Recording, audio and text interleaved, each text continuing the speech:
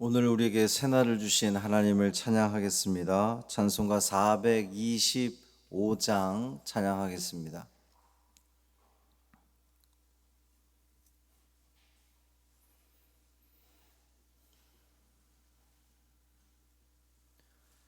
찬송가 425장 주님의 뜻을 이루소서 찬양함으로 새벽 기도회를 시작하겠습니다. 주님의 뜻을 이루소서 고요한 중에 기다리니 진흙과 같은 날 빚으사 주님의 형상 만드소서 주님의 뜻을 이루소서 주님 발 앞에 엎드리니 나의 맘속을 살피시사 눈보다 희게 하옵소서 주님의 뜻을 이루소서 병들어 몸이 피곤할 때 권능의 손을 내게 펴사 강건케 하여 주옵소서 주님의 뜻을 이루소서 온전히 나를 주장하사 주님과 함께 동행함을 만민이 알게 하옵소서.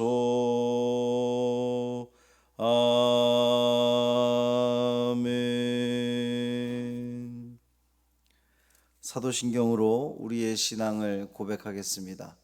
전능하사 천지를 만드신 하나님 아버지를 내가 믿사오며 그 외아들 우리 주 예수 그리스도를 믿사오니 이는 성령으로 잉태하사 동정녀 마리아에게 나시고 본디오 빌라도에게 고난을 받으사 십자가에 못 박혀 죽으시고 장사한 지 사흘 만에 죽은 자 가운데서 다시 살아나시며 하늘에 오르사 전능하신 하나님 우편에 앉아 계시다가 저리로서 산자와 죽은 자를 심판하러 오시리라. 성령을 믿사오며 거룩한 공회와 성도가 서로 교통하는 것과 죄를 사하여 주시는 것과 몸이 다시 사는 것과 영원히 사는 것을 믿사옵나이다. 아멘. 욥기 21장 17절부터 34절까지 말씀입니다.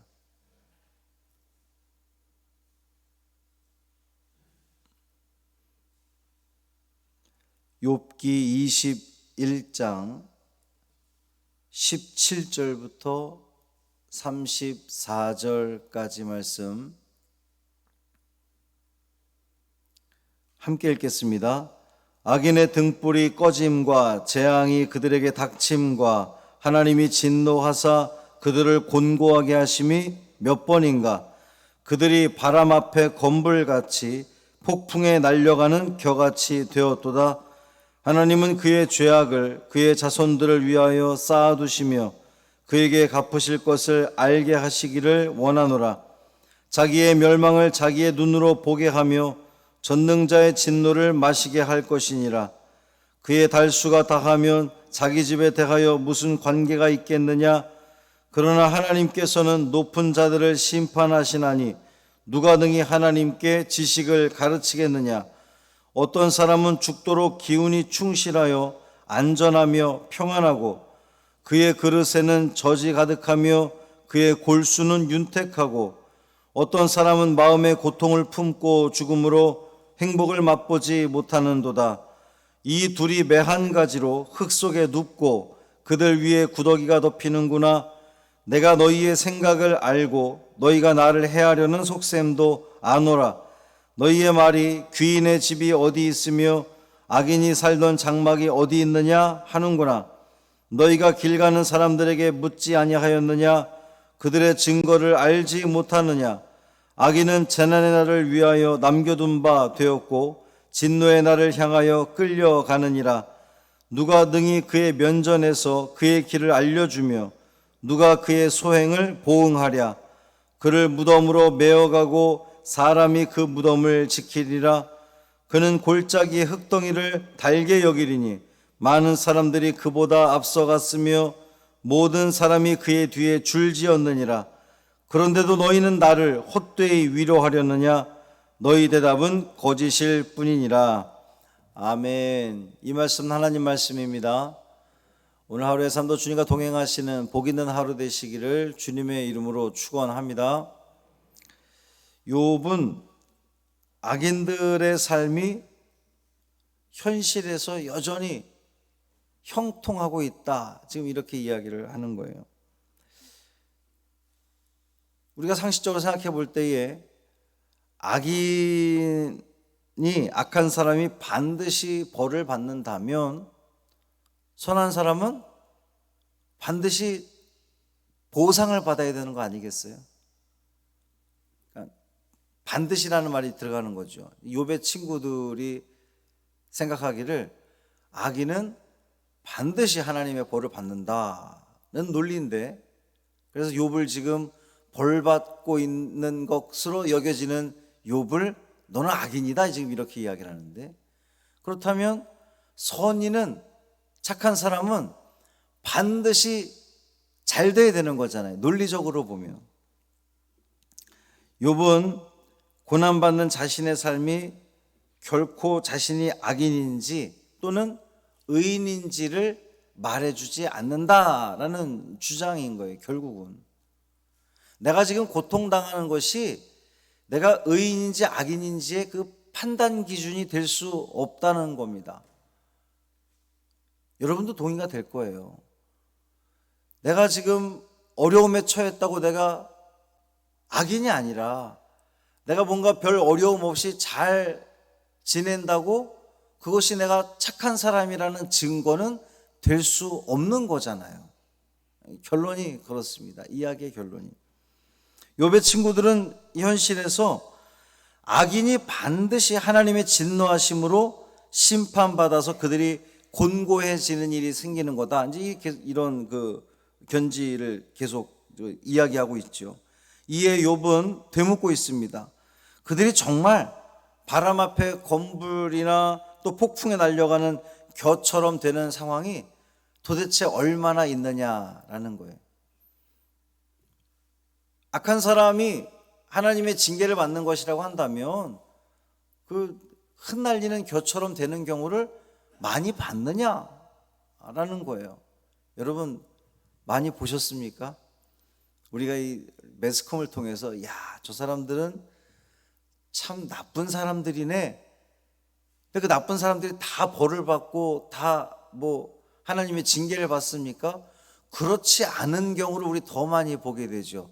아, 저 사람은 분명히, 저들은 벌을 받아 마땅한데 돈이 많다는 이유로 쉽게 풀려나고 보석으로 풀려나고 그 약하게 징계를 받는 모습을 보면서 세상의 일이 꼭 그렇지 않구나라는 것을 우리는 알 수 있습니다. 지금 욥은 그 얘기를 하는 거예요. 그러니까 악인이 반드시 심판받는다는 주장은 틀렸다라고 지금 욥은 말하고 있는 겁니다. 오늘날도 악인이 심판받지 않는 그 현상들을 우리가 자주 보게 되면서 어쩌면 사람들은 그러면 우리도 그 비슷하게 살아가도 되지 않아? 이런 생각을 가질 수 있다는 거죠. 내가 오히려 질서를 지키고 법을 지키고 하나님 말씀대로 살아가는 것이 내 삶에 별로 그렇게 유익이 되지 않는다는 판단 하에 신앙은 신앙일 뿐 내 삶은 세상 저들도 다 저렇게 살아가는데 뭐 불법을 저질러도 저렇게 잘 되는데 뭐 라고 그 불법의 길을, 불의한 길을 우리도 대놓고는 아니지만 은연중에 행하며 살아갈 수 있다는 거예요. 그러나 우리 성도들은 이 부조리한 현실에 순응한다고, 세상에 다 그렇게 흘러간다고 하나님 말씀을 저버리고 살아서는 안 될 것입니다. 좀 불편해도, 손해를 봐도 하나님 말씀이 우리의 기준이 되어야 되지.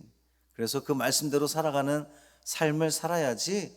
세상 사람들이 다 그렇게 대놓고 혹은 은연중에 불법을 행하고 불의한 삶을 살아간다고 우리가 다 휩쓸려 가서는 안 된다는 거예요. 왜냐하면 이 세상에서 누리는 그 평화, 편리함, 그거는 하나님 나라에서 누리는 영광과는 비교할 수 없기 때문입니다.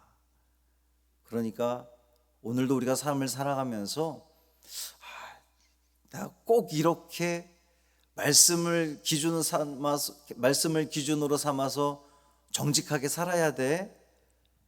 내가 사업을 하면서 내가 꼭 이렇게 꼭 정직하게 저울을 정확하게 해서 살아야 돼. 그렇게 살아야 되는 겁니다. 믿음의 사람들은 그렇게 사는 거예요. 그 우리의 정말 보기에 별것 아닌 것 같은, 세상 사람들이 아무도 주목해 주지 않는 그 저울 눈금 정확하게 지키는 것, 그 하나로부터 우리의 세상은 달라질 거예요. 분명히 달라질 겁니다. 악인의 자손이 죄의 대가를 지불할 것이라는 주장은 얼마나 무의미한지 몰라요.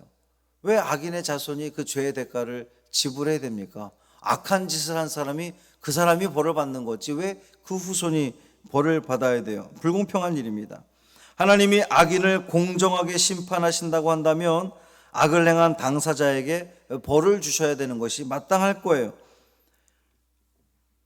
그런데 하나님은 당신의 뜻대로 행하시는 분이십니다.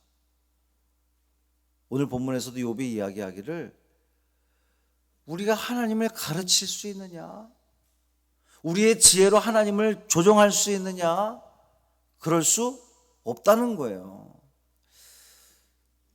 어느 누구도 하나님을 향해서 이렇게 하십시오, 저렇게 하십시오 말할 수 없는 겁니다. 욥의 친구들은 하나님이 이 권선징악의 원칙에 따라 행하시는 분이라고 단언하고 있어요. 자기들은 그렇게 확신하고 있는 겁니다. 악한 자에게는 반드시 그 벌이 임한다, 심한 심판이 임한다 라고 하는 그 생각을 가지고 있는 거죠. 하지만 욥은 자신이 경험해 봐서 아는 거예요. 반드시 권선징악이 이 세상에서 반드시 이루어지지는 않는다는 것을 알고 있는 겁니다. 누구도 하나님께 그 지식을 가르칠 수 없고 원리를 강요할 수 없는 거죠. 욥은 친구들이 생각하는 이 세상에서의 질서가 실제로 존재하지 않기 때문에 너희들이 생각하는 그 권선징악이 반드시 이 땅에서 그대로 이루어지는 것은 아니기 때문에 너희들의 위로는 헛된 위로다, 지금 그렇게 이야기를 하고 있습니다. 욥은 친구들이 어떤 생각을 가지고 있는지 잘 안다. 내가 너희들의 생각을 안다. 그 생각이 뭐예요? 내가 악인이라고 너희들은 이미 지금 판단하고 있지 않느냐. 내가 그거 안다. 그런데 그 누구도 하나님을 판단할 수 없다, 하나님을 가르칠 수 없다라고 지금 욥은 이야기하는 겁니다.